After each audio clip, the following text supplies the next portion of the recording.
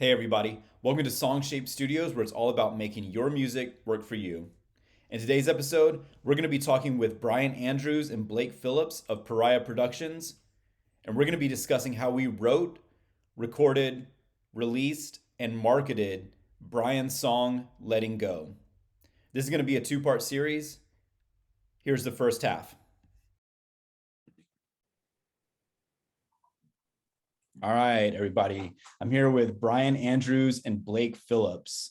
We're going to talk about our song that we worked on called Letting Go that Bryan released and just give you the rundown on how that worked from writing it, recording it, releasing it, and then the marketing strategy that they had. So Bryan and Blake are brothers. And did y'all grow up playing music together? Yeah, man. Both of our parents are music teachers. One's a choir director and one's a band director, and that's how we got started into music. We started just like everybody else. Like fifth grade band or whatever. We didn't really start playing music until we were, you know, old enough to do it in school, I guess. But or choir, choir classes, all that stuff, stuff everybody does. But we just kind of got into it and we stayed with it. We played in jazz bands together, wind ensemble, stuff like that.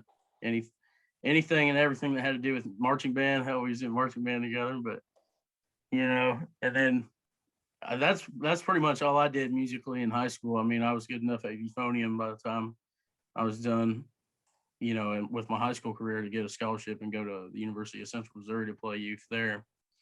But that's when our paths. He's 2 years older than me, so by my junior year, we weren't playing together much anymore. Yeah. But yeah, cool. Man, I didn't even learn guitar till I was 17. Took a guitar class with my dad my senior year of high school, and then that's pretty much how I started writing songs, in college and stuff.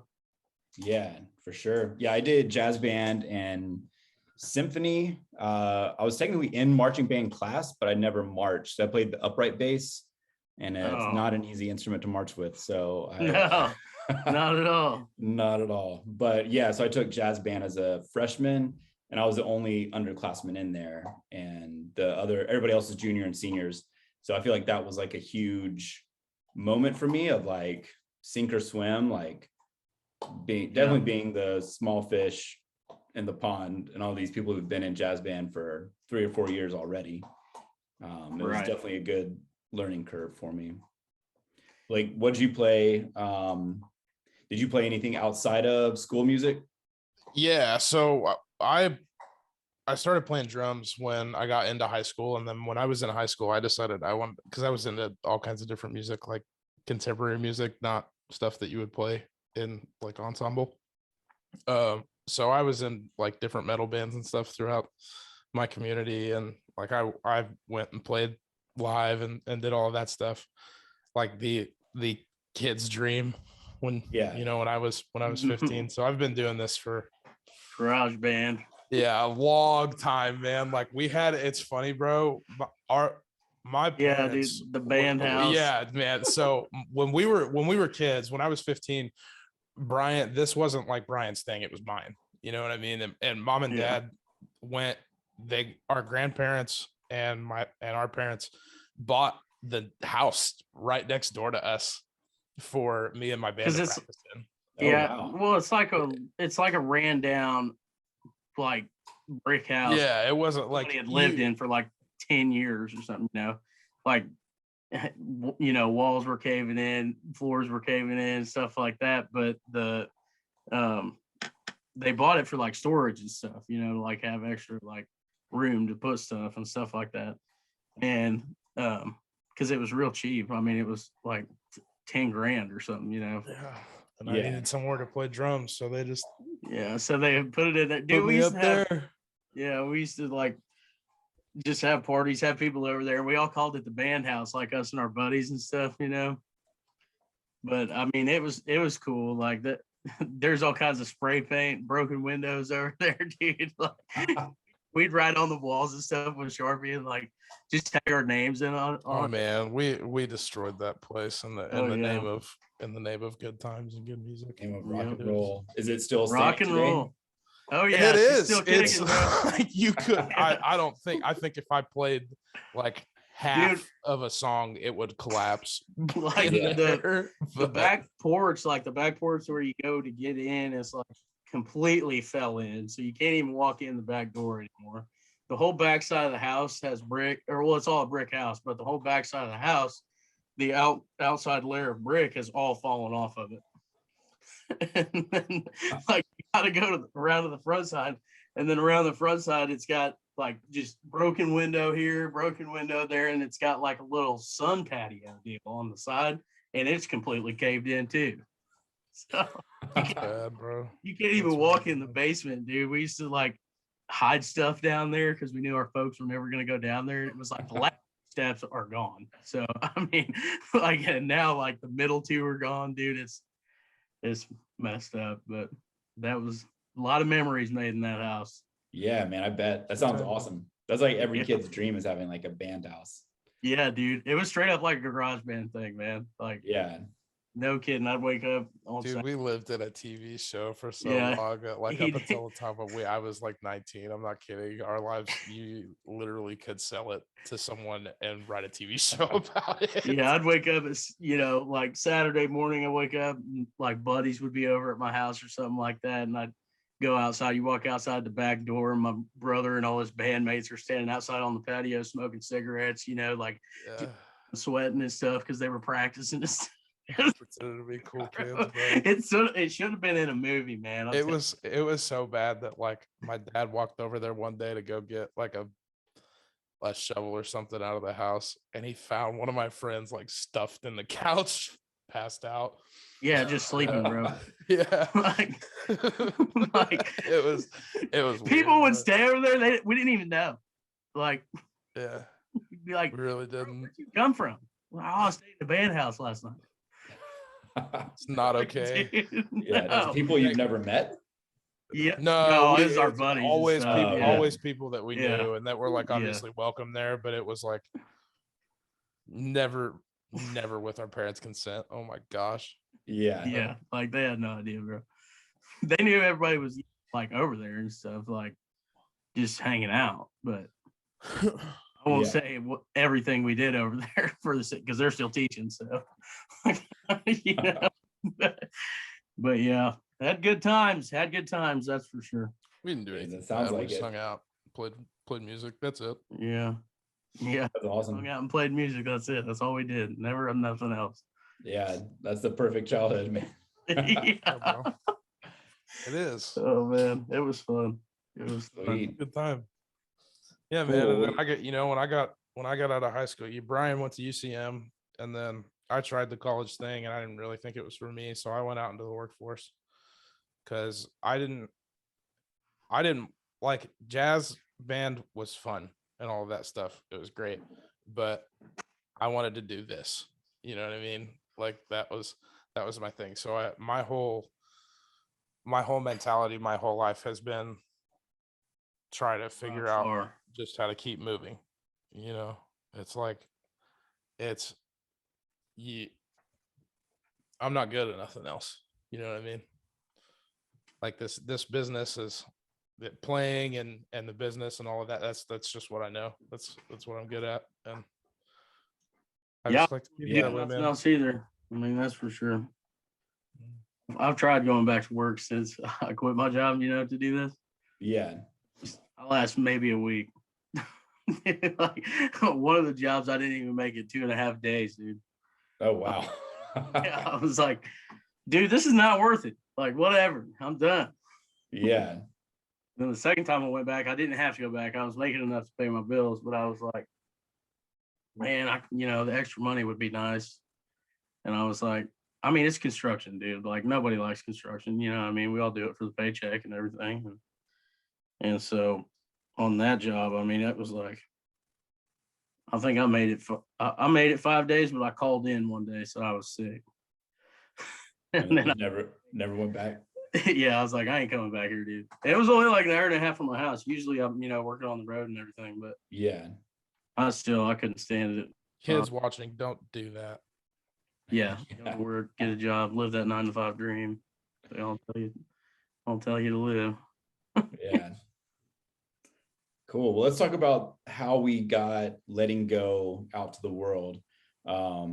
So me and Bryan set up a write, and I don't know if it was our first one. It's definitely one of our first. Actually, No, I feel like it was the first one. Oh, really? Very first Zoom, right? Yeah, because Yeah, because calling me and talking to me about it. Yeah, it was like after I want to say like after I put out Home Record maybe, and then you sent me an Instagram DM. I was like, Yeah. and like I had never written with anybody in Nashville before, and I was like, or that had been in the music industry at all, like service or anything. So I was like, yeah, like let's write. And I had that idea. I had just thought of that idea for Letting Go the night before, and I wrote that chorus or whatever, and then we jumped in that right, and that song just came to life right there, man. It was like I was super nervous in that ride too. Like when you first like are writing with somebody you don't know, like, but it helped that we just chilled out for like an hour, before we even started writing. But yeah, definitely. It definitely helps to get to know someone beforehand. And like when I was in Nashville, I would write with people I'd never met almost every day. I don't know. It was like, there's a good chance that you could be in a room with someone, maybe even at someone's house that you had never met before. It was just like mutual friends or social media friends. But yeah, and the more you do it, the easier it gets to just get in a room. All right, we're writing. Yeah, this is what we're doing. So, so after that writing process, we went on to recording it pretty soon after that. And yeah, I think you texted me that night, didn't you? And you were like, hey, let me know if you want a demo. Yeah. And I was like, well, frick yeah, Yeah. So I sent you that work tape or whatever. I don't remember. I think we got guitars back and everything on that one back pretty soon, but I was just working on that other, wishing I was him and a couple other ones first.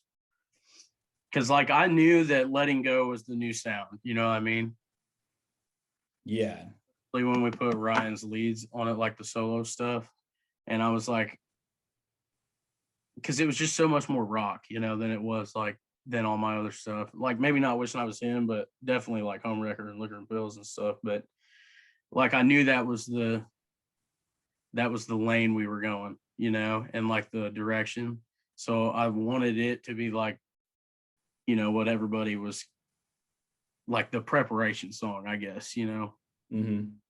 It's a good setup and like a sample of what's to come. I think it's a really cool sound, and I think your voice delivers well on it. So how do you all set up? Blake, what did you get from Bryan to start the drums and everything on that? Well, this is the fun part. Yeah, see, this the is the work whole, tape.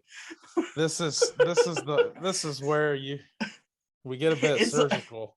Yeah, dude, like this is where it's like real interesting, because I'm pretty sure, and if we still do it like this, where I just I literally record that acoustic guitar track, and I'm terrible at guitar, and then record just joke of a scratch vocal over it and send it to Blake. As long as it's bro, I'll set that metronome, and as long as it's to that click track, I don't care what it sounds like. Like it's getting sent. Yeah. Whatever. They're the production guys. They'll take. Yeah. That's kind of the thing. So he'll send me just a scratch track of a vocal and an acoustic guitar, and then I'll write drums over it, and it literally just scratch drums, just like a groove or something like that to get through it, to get the vibe out. And then after I get all of that kind of refined, I'll send that stuff back over to you. And then when that work your Well, magic. actually, I want you to talk about that whole process because I'm keen to know about that. So that's where Yeah, I'll no end my kidding. part of that. I will. So yeah, I'll write drums over. I like, wish I and had acoustic just a track. webcam like sometimes to see like what Davis does when And he's yeah, looking at these scratch tracks, just like with drum, because the drums were MIDI drums, you know. So there were two that Yeah, were perfectly. they sound great though. I use MIDI drums on my stuff too. I've only Right. done 2 songs with live drums, and they were recorded. My friends in Atlanta are in a band that's like indie rock, and so they recorded drums at their place and just sent me the files. But other than that, man, I do MIDI drums just like Dude, you. like, So if you can mic up drums, right? what? You know, it's good. Like if you can mic up drums the right way, it sounds good. But like I mean, it just sounds just as good. Here's my like, thing from an engineer standpoint. If you're gonna, more often than not, when you get stems back of raw drum tracks, you're gonna use samples, and one of the ways that you can use samples is to just remap the MIDI in spots that you would have the samples for the trigger, right? If you're gonna do that at that point, to me, I'm just like, okay, well, why wouldn't I just reprogram it entirely? Right. You know what I mean? I don't have to. It's not that I can't deal with bleed, because I absolutely know how to work around bleed and stuff like that with overheads and all of that. But it's just so much faster of a workflow when you work with program drums, in my opinion. Yeah, because you can have templates and stuff too. Yeah. You know, right? I mean, I don't know a whole lot about the production side of things, but I mean, it's just like it makes me so mad listening to people that are like, oh, you don't even have real drums. Like, dude, 99% of the music industry doesn't use real drums anymore. Yeah.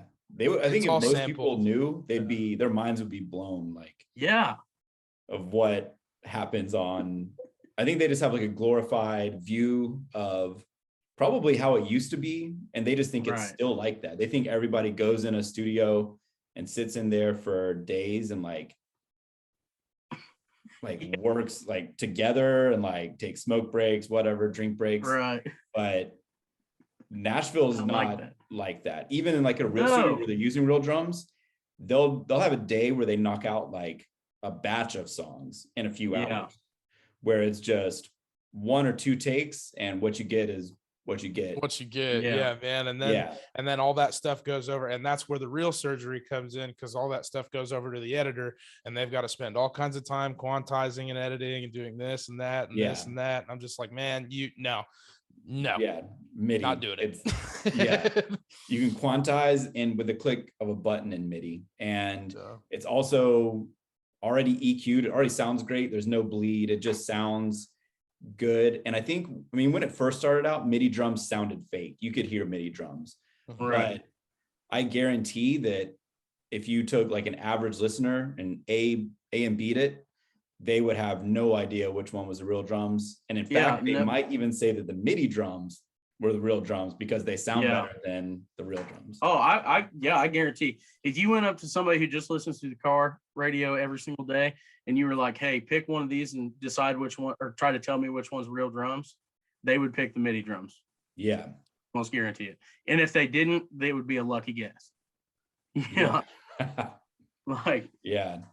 Oh, that's cool. You keep that, Blake. I feel like most drummers are very like, oh yeah, we got to do it the old school way. Yeah, they're gatekeepers, dude. Yeah, every one of them is like they're prima donna, man. Yeah, or like it hurts them. Live drums, dude. Yeah, like it has to be live, man. And that's kind of, I think that's kind of the thing that the three of us stand for, is the fact that like you don't have to have, newsflash world, it's nice to have really, really nice gear, man. It's so awesome. But the fact of the matter is, like, Homewrecker was #1 for 2 or 3 days on iTunes. Yeah, I produced that song with the help of Kevin and Preston, all those guys over at BMR. But they I did MIDI bass on that song with a Focusrite 2i2 for that's my interface.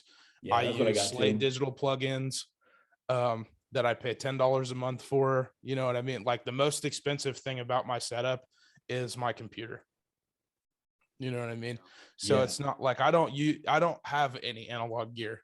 all of my stuff is completely and totally in the box. I don't use analog compressors. I don't use analog EQs, tapes, nothing like that. All of my stuff is, anybody with $2,500 can go out and get what I got.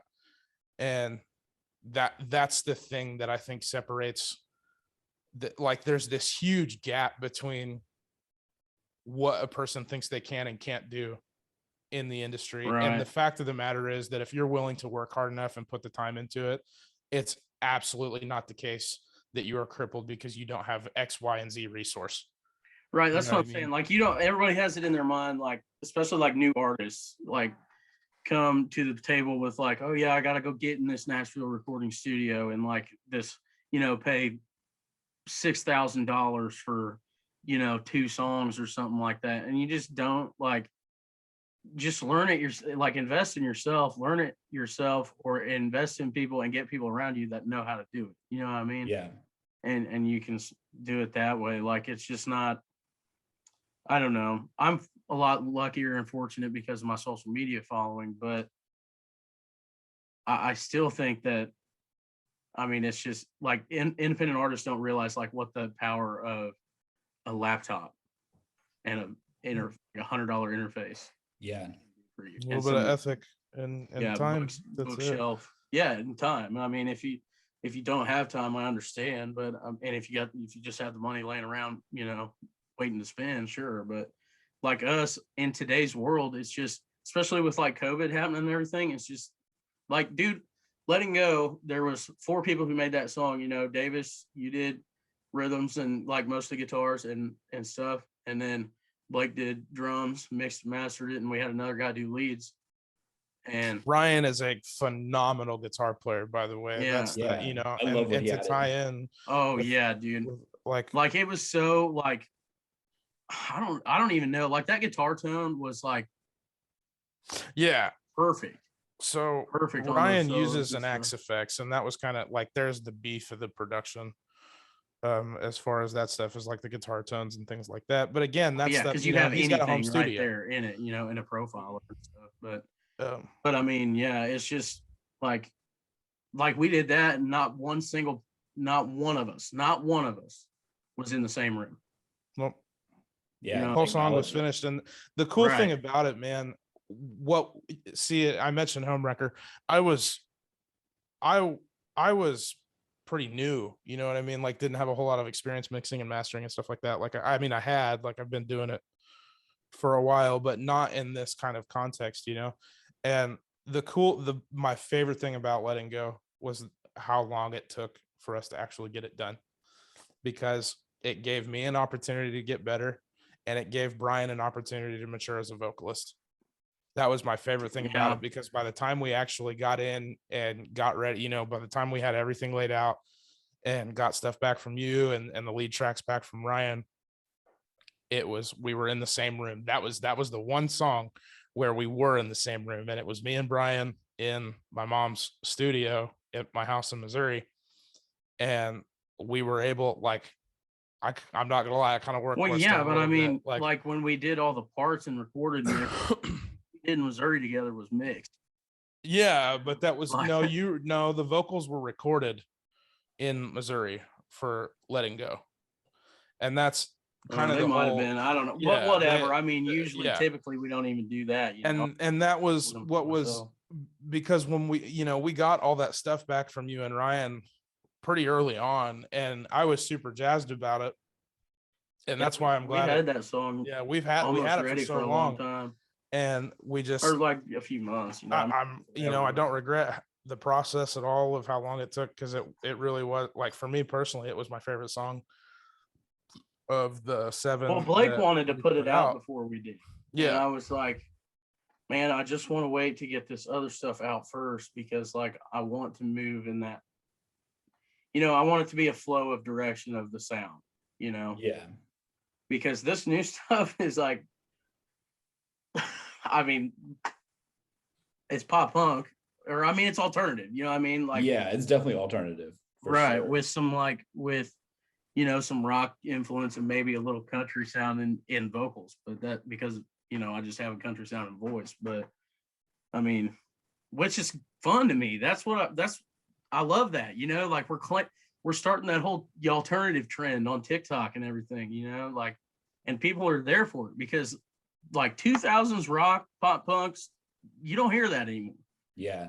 And that's what I grew up on. Like, that's Right. what I always thought that's what I wanted to tour with. That's what I wanted to like write. And then when I got to Nashville, I got hired for country.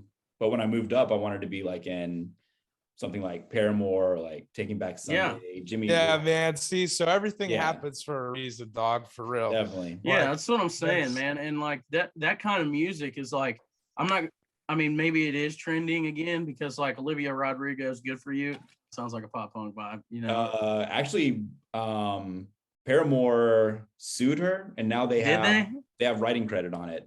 Yeah, I didn't know if they would or not, but it is like real similar, you know what I mean? And really, to me, it's only like maybe 3 or 4 notes. It's the yeah, da, da, da. Yeah, And that's it. But that's just something you can't get out of your head. And then it didn't help her that it like they did a mashup thing, sound on TikTok, you know? Yeah. And then started making videos with it. It's like, I'm sure that's what started. Oh, dude. Yeah, but yeah, I saw it was either a blog or like it might have even been like a video, but yeah, someone saying that they have part ownership of that song now. So right. And I mean it happens. Like, I mean, we're in 2021 here. I mean, there's been millions and millions and millions of songs recorded and put out there. So you don't really know songs sound similar. It's gonna happen. Yeah, like no ifs, ands, or buts. Like I don't take that away from whoever did write, you know, Good For You. I don't know if it was Olivia Rodrigo or not, but whoever was sitting in on those songs and like the production, like I would not hold that against their originality or creativity or anything like that. No way.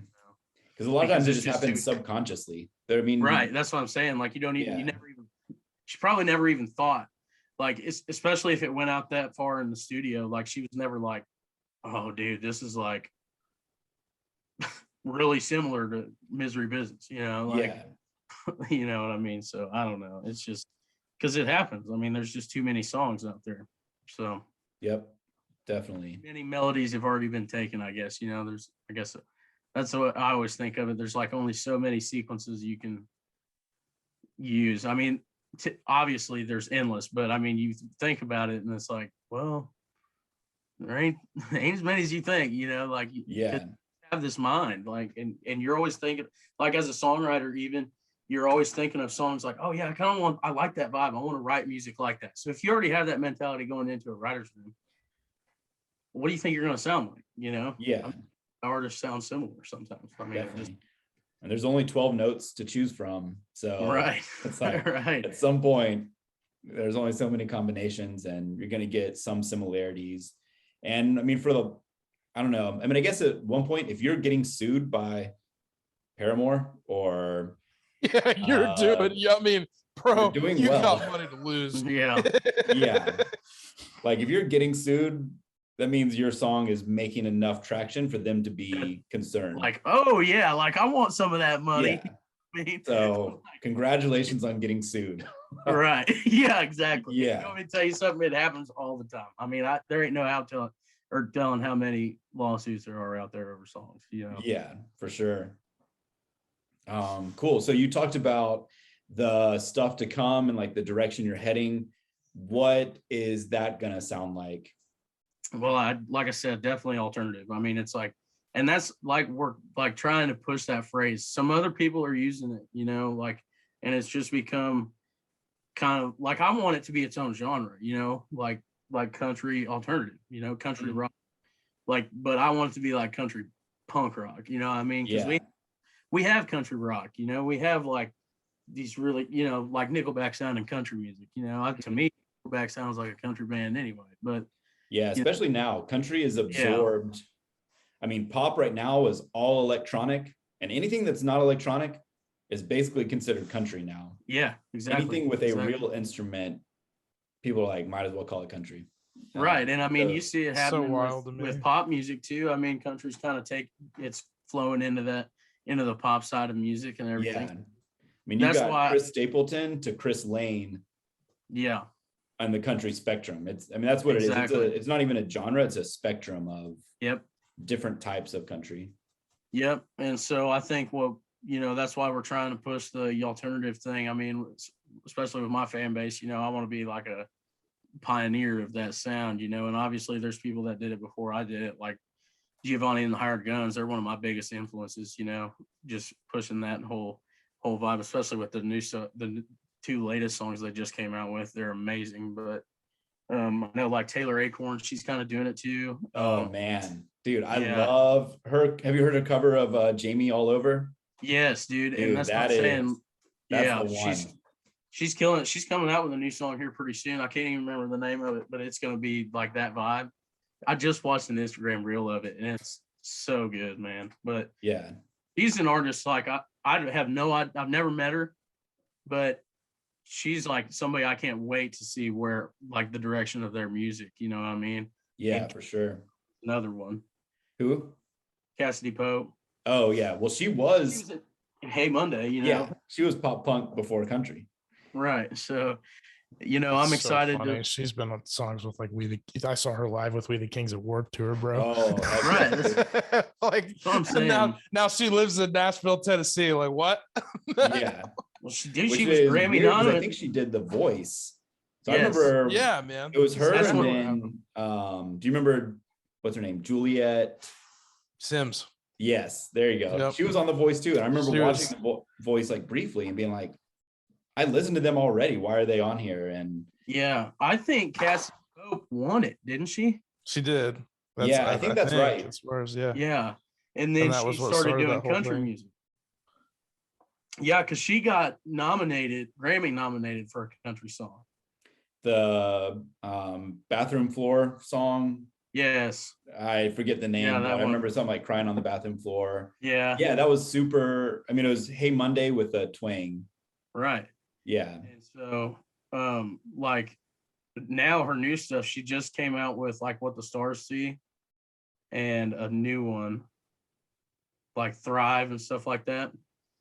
And Wasting All These Tears on You. Yeah, that's it. Wasting all these tears on you. That Yeah. song. Yeah. Dude, that's a jam. But yeah, it is, man. But yeah, like and I'm sure there's some bands out there that are also doing it that I'm not thinking of. I mean, especially on like a smaller scale with like social media wise, people who are kind of bigger on social media, like myself, like I'm not Cassidy Pope big, or I mean, Taylor Acorn even is a lot bigger than I am. So like, it's just as far as like having a platform to be able to push it, like that's what I'm trying to do. Mostly, like you see my videos, I do skits about like country singers and stuff, but I also do skits about like alternative music and stuff like that. Because I want people to like, when we start going hard with this, I want people to be like, dude, this is like awesome. Like he's been doing this for, putting this together for months, and it's just, in your face. Like, I don't know. I'm super excited for it. Like,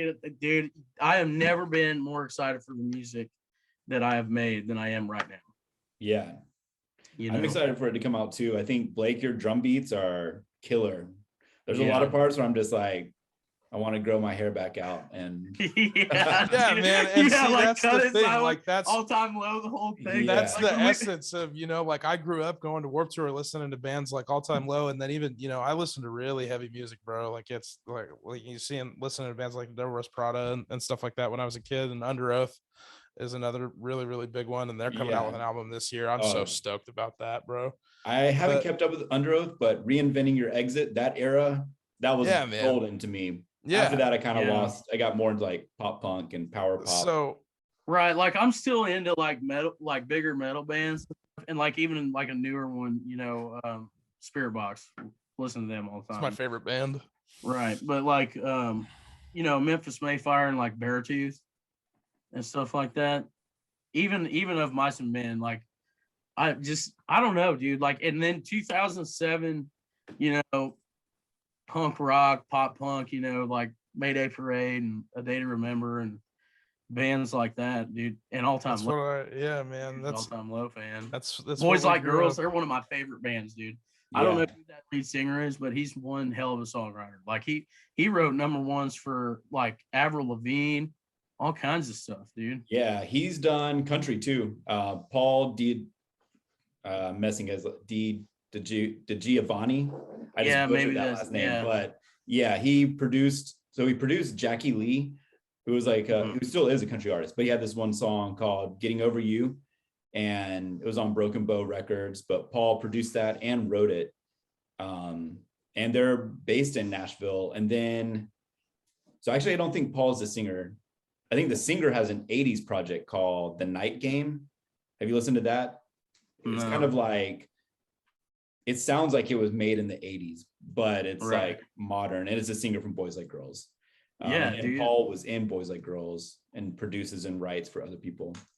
Yeah, man. And like it just like, I don't know. I just feel like that music kind of phased out like as we grew up, like my generation, you know, and it was like people just didn't really, you know, just they didn't jam it like we used to, you know, and like Escape the Fate even. I used to listen to Escape the Fate or Red Jumpsuit Apparatus. I used to listen to them all the time. And then when I got like 18, 19 years old, I never heard a word or a thing about them, you know?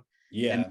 And the TikToks here, it's like, you know, I'm starting to, even on my For You page, like my algorithm knows that I like alternative music. So it's starting to push content like that back to me. And I'm like, man, this music is just like, it was so slept on then, even though people were still like all over it, like Warped Tour was so big and everything. Like, I just feel like that kind of music was such a, like, Slept on in the real world.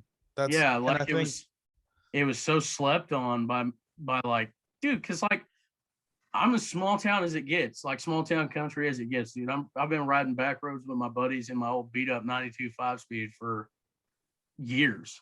But we used to listen to that kind of music. You know what I mean? Yeah. Like when Love Drunk came on at the high school homecoming, everybody jammed those words. You know what I mean? Yeah. Like, I mean, I don't know. And that's what I'm saying. Like, that's why I want to bring the whole like kind of rock and country vibe to alternative music, as well as bringing alternative music to that, you know, because I just think I think there's a market for it. But even if there's not like a huge market for it, it's good music and it's relatable music. And, you know, everybody calls that's it who we are, man. That's, right. I mean, Everybody calls it emo music, but like, and everybody, you know, like I see the decline in lyricism in country music now. It's all about what's going to sound good on the radio.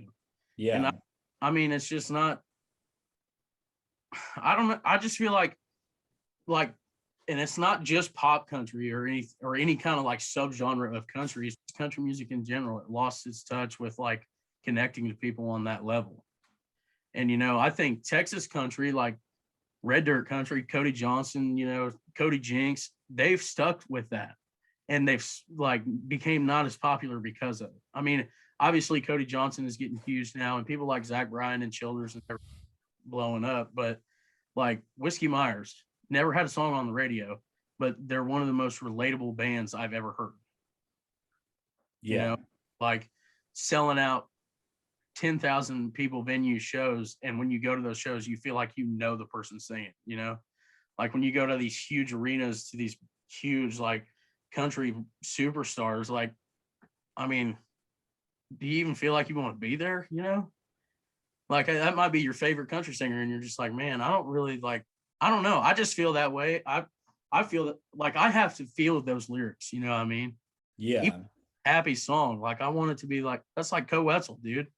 Like good happy songs that Co Wetzel writes are like, dang, dude, yeah, like this is real, you know what I mean? Yeah. And so that's how I want to be. That's why I love the Texas country music scene, because it's just, for one, it's broad. Everybody thinks it's all this like really old school 50s, 60s Western sounding music, and it's not. Like there's rock Texas country, there's pop Texas country, there's, you know, like I said, alternative country in Texas and everything. And it's all just considered red dirt because no matter what it sounds like, it's real and people like it. Mm-hmm. You know, like, I don't know. So that's the direction we're going, and that's why I like it. And you know what? If big people in the music industry don't like it, then that's fine. I don't care. I'm not writing songs for them. I'm writing songs for the people who are struggling. So yeah, definitely, definitely. it's all about the music. I mean, we all want to make money, you know, we all want to make a living doing it, but at the end of the day, it is all about the music. So For sure.